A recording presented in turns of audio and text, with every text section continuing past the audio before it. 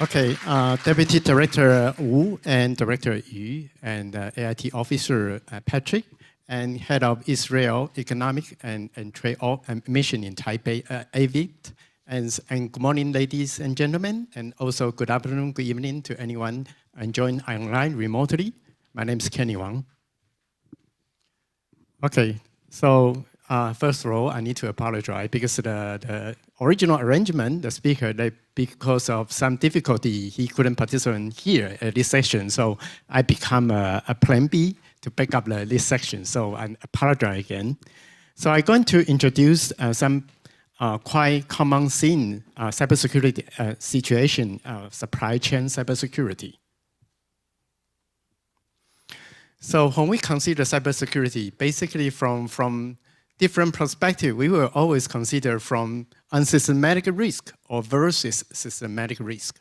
What would be the unsystematic risk? You can consider it just like a different ship or different boat, or even swimming room, or even a cruise. They are shipping on the ocean. So any structure, any size of the ship basically will impact to his risk. So regarding to that kind of consideration, we can classify as an unsystematic risk.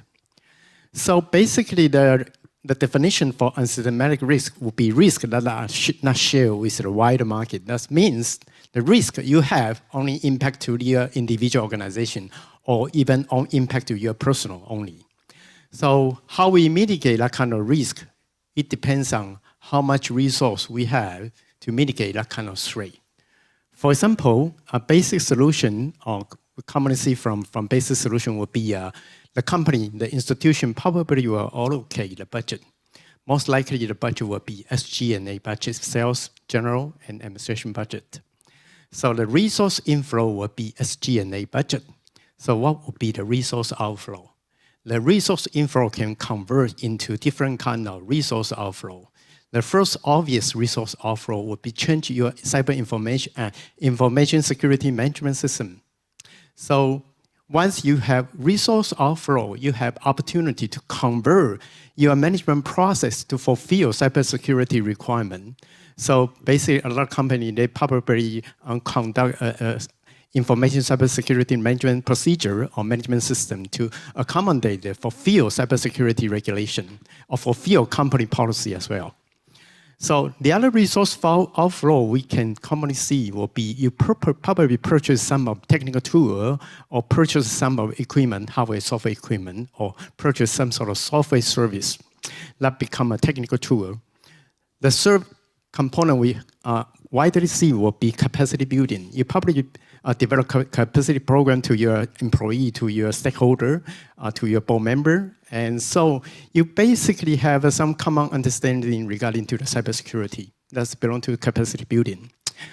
So no matter how much you do, that's also impact to your individual organization cybersecurity.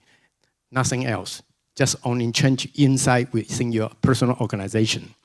So most likely the outcome will be business valuation. So once the company allocated resource to you, to the function, to the cybersecurity function, and company want to see is anything change in terms of company valuation. If nothing changed to company valuation, that means this budget can be randomly allocated to somewhere else because you couldn't demonstrate the demand from cybersecurity. So gradually, some of the companies, they changed their budget allocation code from SG&A to cost of goods sold. That means any product you sell or any service you sell come with a certain amount of a budget allocation for cybersecurity. But not most of the companies still allocate in SG&A budget. So that's the first scenario for unsystematic risk. So second risk that we concern for the most as an internet registry. For example, like a TWNIC, we are .tw registry. So we are consider a systematic risk. What would be the systematic risk? It's just like a wave in the ocean. That means that kind of risk inherit to the entire market, entire global internet. If anything wrong, all the global stakeholders will be impacted by that kind of cybersecurity. So what kind of mitigation strategy we can control to mitigate that kind of cyber threat? For example, like we can change to advanced protocol For example, there are a lot of protocols being proposed and been approved by protocol standard organization. For example, we can redefine the internet architecture to make sure the architecture can consistent and reliable enough to sustain certain amount of cyber attack. And also, we can define internet governance policy or cyber norm. Cyber norm, that means most of the stakeholders, they have a common agreement based on some cyber behavior. So that will be considered will be a proper behavior that can be considered will be appropriate in the cyberspace. So that can be considered a cyber norm. Or even we can define the regulation or even to the international treaty. For that kind of effort, it's not only benefit to single organization, that can be benefit to the global stakeholder. So for that kind of effort, it's basically a systematic risk. And because we cannot enforce all the stakeholders, they have equally share their contribution. So we need to go through a governance, a multi-stakeholder governance structure to encourage the stakeholder, related stakeholder, like willing to contribute, to make a contribution to the global internet. And we don't have other tools to enforce them to do certain amount of sacrifice. So the only thing we need to do is a multi-stakeholder coordination and multi-stakeholder policy development process to encourage the significant stakeholder like willing to participate and contribute in the global internet. So I already mentioned a little bit about unsystematic risk. For example, like SGMA, the company, the organization will allocate certain amount of budget to the cybersecurity. And this kind of cyber amount of budget will be specific for cybersecurity only. So we already defined that kind of restriction or that kind of requirement in the national budget allocation plan. And also, the company can define information security management system. For example, like ISO 27001 or the other relevant standard organization, and go through the third-party check and audit process to make sure what you do fulfill what you written in your guidebook, and also comply with the cybersecurity requirement. That's the information security management system. The third one will be technical tool. If your company are resourceful, you probably can purchase more advanced technology tool. For example, like a EDR, or for example, like a more advanced software vulnerability scanning software. And for systematic risk, for example, like a protocol, when we define a new protocol such as RPKI has been developed a few years ago, and suddenly all the regional internet registry they already deploy RPKI. For example, like in Taiwan, our RPKI penetration reached to 98% penetration. So for RPKI, at least they can make sure the routing resource you announce to the global internet should be valid, because that you are the legitimate address holder, resource holder. And for example, like when encryption technology become TLS, transportation layer security, and we think that was announced by IETF, and within 6 months, the global internet, they are fully penetrated for HTTPS support TLS protocol. For architecture, that's like an internet architecture. We can define how to enhance the internet architecture. For policy and cyber norm, for example, like I can define a domain name policy, and MPNet define the IP address policy in Asia Pacific region. So in terms of cybersecurity, we also need to consider we have misaligned incentive, because we always consider the hacker that spend probably zero budget to attack your company, but you need to spend a lot to protect your company. Probably that kind of arrangement was misaligned incentive, because they are using very, very little budget, they can get a very significant outcome. So as the several cyber experts already mentioned, there is no way to resolve or stop the cybersecurity. It always happens. So all our effort to invest in cybersecurity basically just try to unbalance the cyber outcome financially. How to unbalance the cyber outcome? When the cost of attack is greater than the return from the attack, that's all the effort we can do. Make sure the criminal, they need to pay so much penalty if they consider to do a criminal action. So that's the only way we can do. We cannot stop cyber attack, but at least we can increase the cost for a cyber attack.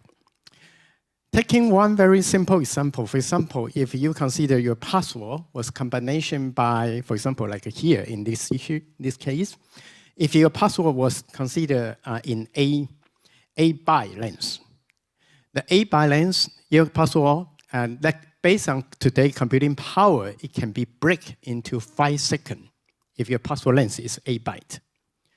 So let's put the other assumption. If your password increase additional 3 bytes, and with a little bit combination, for example, you can have uppercase, lowercase combined number. So according to today's computational power, they try to break the 11 byte password length will take 41 years. That means if your password length was 11 byte, additional 3 bytes, you have 41 years password protection. That means you don't need to change your password for your entire career life. Does that make sense? So the cost you have is additional 3 bytes. But the cost from the attacker, they need to spend 40 years according to their computational power. They need to take 41 years to break your password. So that's what I mean, how to unbalance the attack financially. That's what we do. Instead, we don't invest tremendous amount in the hardware and software, try to stop some sort of cybersecurity bubble. It never happened, but basically that's a wrong assumption. So let's, from economic point of view, try to unbalance that kind of situation. Today is a very important event because we're talking about cyber information sharing, cyber intelligence sharing. But put it into reality, whether it's feasible to do that kind of cyber information sharing or cybersecurity sharing, it's very hard. For example, that's from Harvard University. They define the different issue in the cyber regime. For example, like from technical regime, can be DNS or Internet Technical Standard. That can be considered into 3 dimensions. The first dimension is depth, second dimension is breadth. The second dimension will be compliance. The definition for the 3 dimension depth refers to hierarchical coherence to the set of rules that define that kind of rule can be transparent and easily to be identified. Okay, breadth refers to the scope of number of state and non-state actors that have a set of norms. That means most of the state, most of the country, they're willing to adopt that kind of standard or adopt that kind of cyber behavior. They are willing to support it. Okay, compliance refers to how widespread is the behavior adherence to the set of norms. That means if the standard is very straightforward, then you have very clear rule to identify whether it's compliant or not. Okay, reference to our cyber behavior. For technology, for example, like a DNS, and also we consider the depth, the breadth, the compliance is very high. That means the technology is very straightforward. And once the technology, DNS technology has been deployed, that means the global will be enforced, that kind of technology. Otherwise, packet cannot go through. And that means we can easily to identify whether your DNS can be compliant or not, because we based on very clear and very straightforward technology standard. So when we consider cyber crime, okay, now we come out with a little bit question. The crime basically using technology tool. So from technology perspective, it's very similar to either cyber attack or either any cyber scanning or any network scanning tool. Basically, you have certain protocol to follow. So from depth, that's easy to identify that kind of behavior. But for breadth, okay, now most of the country willing to work together. For compliance, because you didn't follow the rule, so you don't need to comply with the rule. Why? Because cybersecurity is a national security. Unfortunately, not most of the countries in the world, they are all friends. Probably they are enemy in the real world. So if we are enemy, how come I willing to share cyber intelligence with your country? It doesn't make any sense at all. Even go to the basic business side, the business side, the same level or in the same business territory, basically business probably in a competition situation. If in a competing company, whether they are willing to share the cyber intelligence to their rival, I think that would be questionable because anything you lost could be potential gain on my company. So that's the situation we have. Not to mention about the world, cyber world. For example, the depth, probably in the somewhere in the middle, but we consider the breadth or compliance. None of the country, they're willing to adopt the set of norms because we don't have consensus yet. Once you launch the cyber attack in the world, I have to defend myself as well. So how can we reach consensus regarding to how we're going to deploy the cyber war? It's very hard to come out with a common consensus. Even we have Tallinn manual, but it's just for reference only. So back to 20 years ago, how can we regulate cyberspace? How can you regulate cyberspace behavior? The Lauren Lessig at Harvard, he was in Harvard law professor and eventually changed to Chicago Law School. So he developed the rule called New Chicago School Theory or Pacific Dot Theory. That means all the cyber behavior can be regulated by 4 driving forces. The first driving forces will be, of course, the law. The law can define everything to regulate what you do in the cyberspace, not only in cyberspace, in the physical space as well. The second driving force will be market. Okay, go in, follow the sequence. The second driving force could be considered will be a norm. Norm, that means social behavior, or means the shared expectation for appropriate behavior in cyberspace. That means in our society, we still have norm. For example, when I speak in here, most of the attendees can keep quiet. That's our agreeable norm. But there's no any regulation to enforce you to be shut up, right? So, but you self-voluntary to follow the norm. That means the cyberspace also has a cyber norm. The third driving force will be architecture, like internet architecture. When they define the internet standard, once the TCP/IP regulates something, the protocol will regulate application behavior.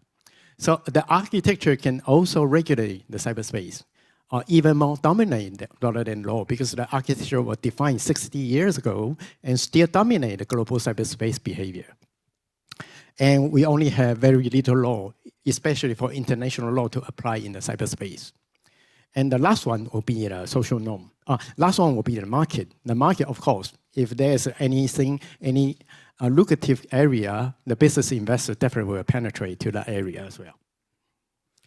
So, but the Lauren Lessig didn't mention 20 years ago is what kind of power structure between the 4 driving forces, because he didn't define at that time when he proposed the New Chicago School Theory. He didn't define how to equally share that kind of driving force.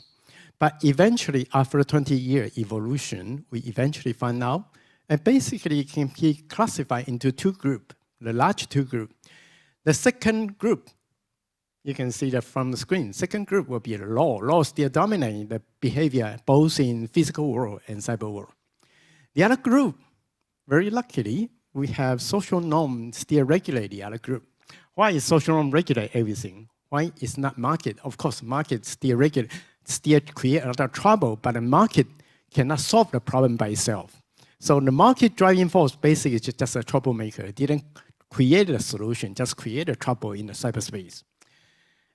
But for architecture or internet standard become a social norm, because 30 years ago, any individual and engineer, he can propose an internet standard and password standard become a, agreeable norm, or all the software holder hardware willing to support that kind of standard.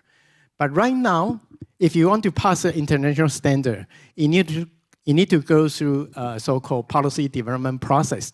And to earn the consensus from the community, eventually get a pass to the standard. So that become a social norm. So we think today, only 2 kind of driving force can be available. One is the law, the other one is the social norm. So what's the situation in cybercrime operation? Sorry, I need to move faster. Cybercrime operation, basically, you can see probably the cyber criminal, they probably apply internal resource in, for example, like a North American or in Europe. They can apply internal resource in some other region that they want. And for business, they can register business in somewhere like a Panama or somewhere. It's difficult for international enforcement. And for operator, probably the operator come from any other country. For example, they come from Russia, come from China, come from any other country. For you can see in the physical world, and all the cybercrime, they put a resource all together. They register a company somewhere, and they have people working together as a group, as a gang. So you can easily identify their criminal past because they have inherited the same behavior. But in the cyberspace, it's very difficult to identify that kind of trace, that kind of past, because you are using the resource from different state, different country, and you are registered basically in the other country. The real operational people come from another country, so it's very difficult to trace back to the original criminal. And that's the bottom is one example. That's the cyber criminals statistic. And in Taiwan, we only have 4% registration, cybercrime registration come from .tw. The others, 96% actually register outside Taiwan. So that means the 96% of cyber criminal, basically you have very high difficulty to identify who is the real person in behind that kind of situation. So any solution we have. So far, from legal system, only have 3 solutions. The first solution will be the MLAT, Mutual Legal Assistance Treaty, MLAT. But the problem MLAT has is very slow and very complicated, and the time it takes is counting by years. Every MLAT case counting by years. Do you know how many cyber attacks we have? According to the statistics from TWCERT, we have more than 1 million cyber incidents reported to TWCERT, 1 million. So you can see what's the imbalance between legal system and real world cyber attack. So the second solution probably you have is Budapest Convention. Okay, that's another solution. But the problem Budapest Convention has is still, it's even more slower and even more complicated because many countries, they group together. Even 2 countries have a difficulty to process the MLAT. If you convert it's more than 2 countries, that would be even more complicated. And also Budapest Convention probably lack of scalability because, as I mentioned, not all the states are willing to adopt the same set of norms. That back to the original slide. Because not all the countries are reach to consensus regarding to how we're dealing with the cybersecurity. Okay, third solution will be legal cooperation. For example, we have a law enforcement agent here and go through their private channel, public channel to co-work with the other law enforcement from the other country. Okay, somehow it's feasible, but still has a problem. What it will be the problem? Is the problem will be the lack of transparency, because that kind of connection will be suddenly disappear in one day. And also, if you try to collect data outside your jurisdiction, that another problem will come out. That was admissibility of evidence. Whether the judge will consider that was be valid evidence, still quite questionable because they collect the data from outside your jurisdiction. The third item will be conflict of law. For example, if anyone, they publicly violate the law in some country, and for example, like a disinformation, when the law enforcement agent from the other country try to collect data from Taiwan, saying this guy, they violated our country law. Sorry, we couldn't help you because this guy totally legal in Taiwan because the disinformation was considered legal behavior in Taiwan for most of the case, not certain amount of case. So the conflict of law also create a similar situation as well. So, sorry, take too much time back to today's topic. Okay, basically we're talking about supply chain, but it's all correlated because we need to explain what will be current situation, what's the internet structure, what's the driving force behind the cybersecurity.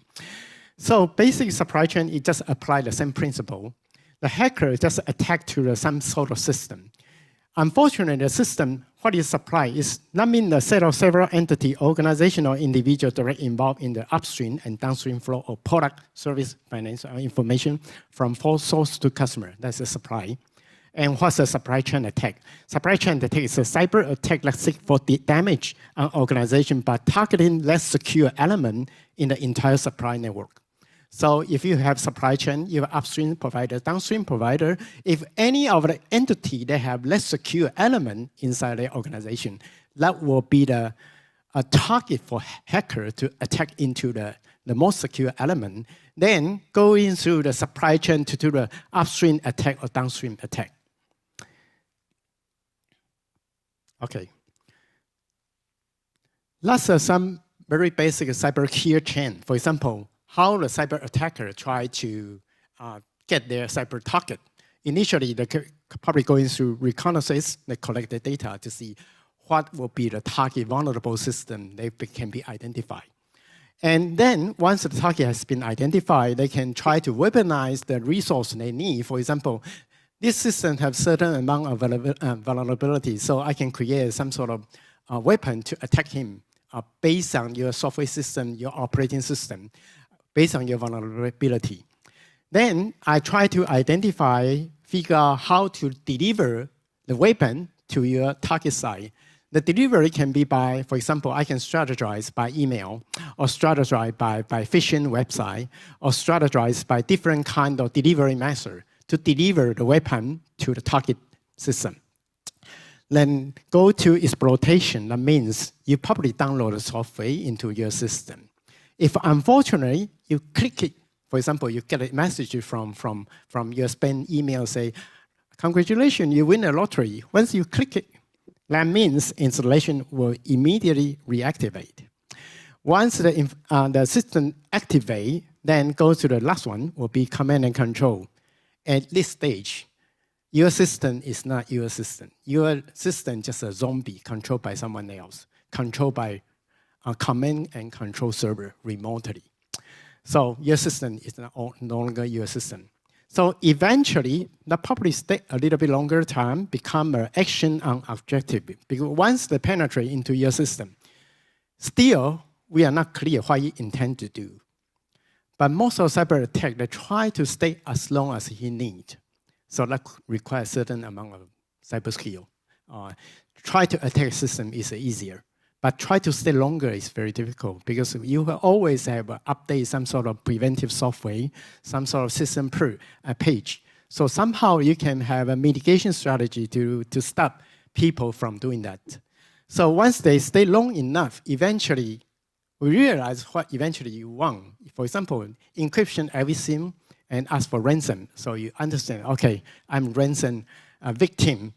Eventually, he probably tried to activate DDoS attack. Eventually, he tried to do, have a data leakage. He tried to store data from your computer. So before that, we don't know what is his intention. So that's one of demonstration for supply chain cyber attack. That's a very traditional one. For example, the hacker probably just only hacking into the third-party advertising company. And most of the advertising company and the e-commerce website, they have fully integrated because the e-commerce website will plug into the commercial advertisement and to do the targeting advertising. So they probably not only co-work with one e-commerce website. Basically, most of the e-commerce website will collaborate with some of the advertising company. So once the attacker successful attack into a third-party company, then you can see that will be a supply chain attack. That means the outcome can be impacted by several other websites as well. Okay, the other case is China military microchip. So that's a real story. A China military unit, they can manufacture a microchip, very, very small. As small as a pencil tip, very, very small. So we can see in the diagram, almost invisible. Once you plug into different components, eventually become a fully assembly circuit. You cannot identify they have a microchip there. So what's the function for the microchip? The function of microchip, basically, they have their own operating system. Can you hear me? They have their own memory and network capability. Yes. So once using the motherboard to develop your system, and the microchip can store the information or even change the system registry, or even change the operation parameter, system parameter inside. Yeah, hello. So that's one set of supply chain, because once that kind of motherboards become assembly to many other products, become a supply chain of, for example, like an automatic car, become a supply chain of a satellite system, that can be impact to quite a lot of systems. That's another case we call with MJIB. that's the case at QNAP. And QNAP has been experienced, actually not only QNAP, but by this, because this is public information, so I'm more than I can disclose that. The QNAP system had been penetrated. So they keep the hacker try to go to QNAP update system and update all the QNAP product. So eventually we'll co-work with the NJIB and also co-work with the other partner for TWCERT. And eventually within certain period of time, we restored 27,000 infected system has been recovered. That's one of the case. Okay, this case probably is a quite famous one. Maersk. Maersk is the biggest shipping company in the world. He handled 25% of the world food shipment. Also, the Maersk also has very serious cyber attack by supply chain attack, because an attacker attack into the system and try to compromise the server inside the Maersk. Okay, we see what happened. Okay, within 7 minutes, that kind of attack to 49,000 computers and 150 domain controller and 7,000 server was infected. So basically, the system was down order and many other services has to complete via email, parcel mail, or via phone, telephone, or even word or mouse to send the cargo into the harbor. So all the process become manually processed. So you can understand, the more information technology we deploy, the more closer we are to a stone age. That means the critical cyber attack can happen just all at once. Once it happens, the global digital become a stone age.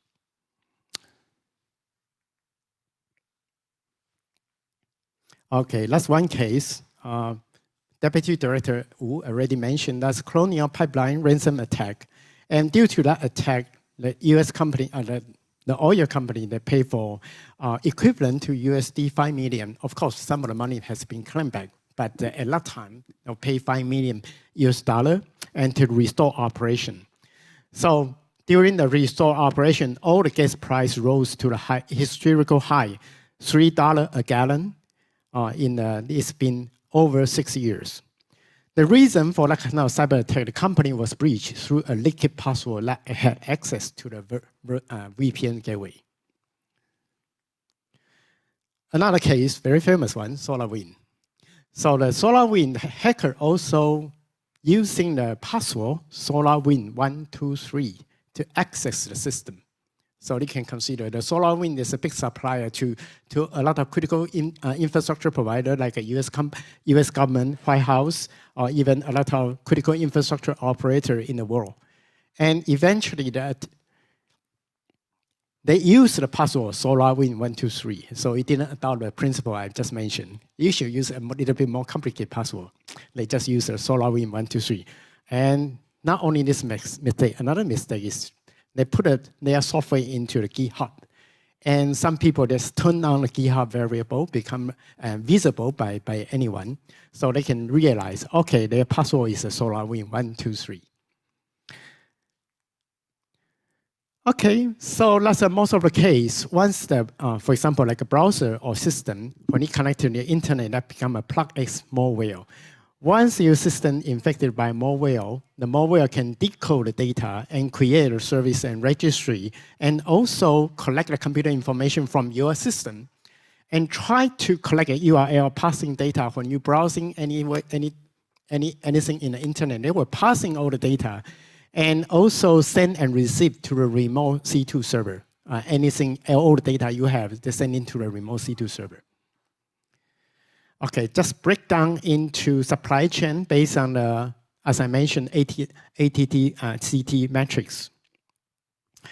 Okay, due to time constraint, I need to quickly. So the defense against supply chain will be the 4 layer. The first layer, you need to identify resource inventory. The second layer will be minimize exposure. Try to minimize exposure as much as you can.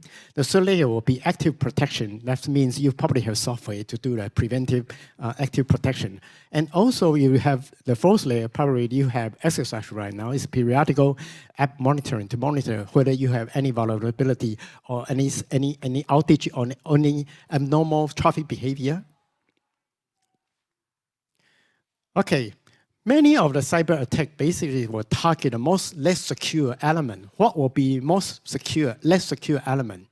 The entire cyber supply chain, the less secure element is human, especially individual stuff. Because you can do everything in a computer, but you cannot do everything to individual. Many of cyber attack basically individual personal behavior because they didn't take care of their computer secure enough, caused that kind of attack. So majority will be an end user target.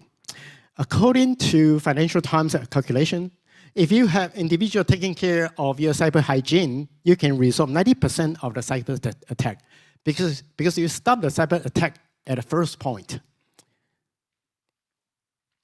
So what would be the potential cyber hygiene, as I mentioned? For example, like using password manager or pen and paper. That's what I encourage everyone to use. Don't put digital print in any computer or data system. You can simply put your password or credential with a pen and paper. And also using two-factor, probably two-factor not good enough, three-factor or four-factor authentication. And the good news, right now the technology is almost cheaper or even free. So we can happily to adopt that kind of technology.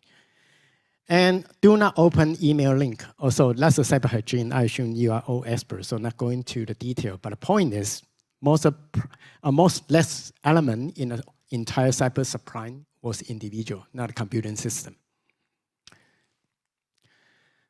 Okay. So what would be the next step to improve the cyber attack, supply chain cyber attack? Can you trust your new service, your switch, your firewall, your software? And do you use a small supplier base? Because a lot of companies, especially for government, they use an open bid. Open bids, any supplier can earn a bid into government information system development. So try to use as small supplier as possible. And try to strict control over policy and procedure. I will introduce one case in the policy and procedure.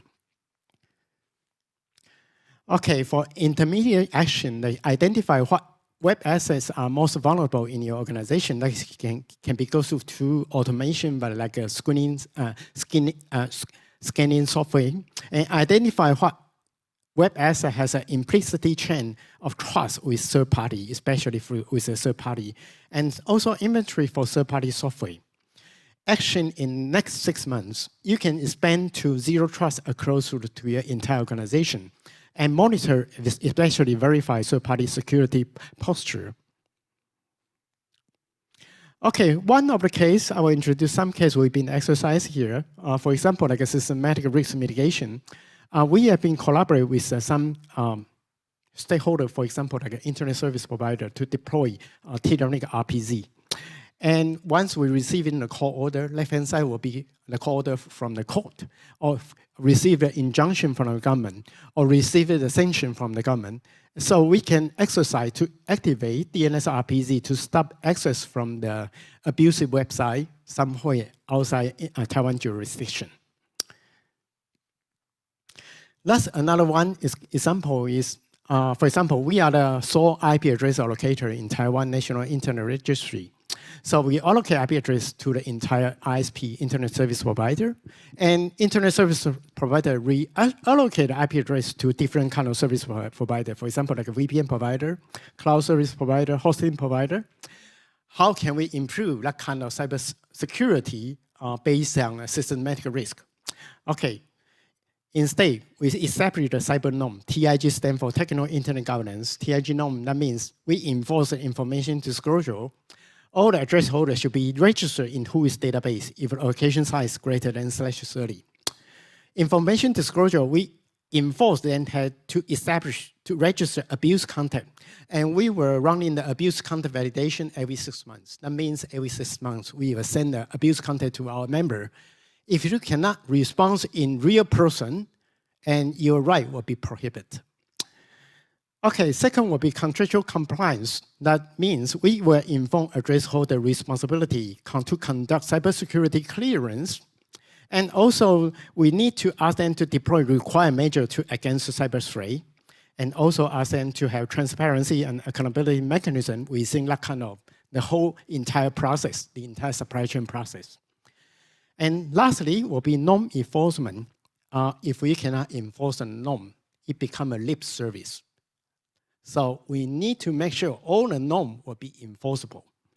Okay, how can we enforce the norm? The first quality assurance methodology, we can submit the official notice and ask the receiver have a timely response until the issue resolved. Not resolved, sorry. Until the issue mitigate, not resolved. Okay. And also address holder resource can be frozen if you fail to fulfill contractual obligation. Or we will frozen the IP address for the address holder. So finally, cybersecurity needs to work with the legal system, the entire legal system.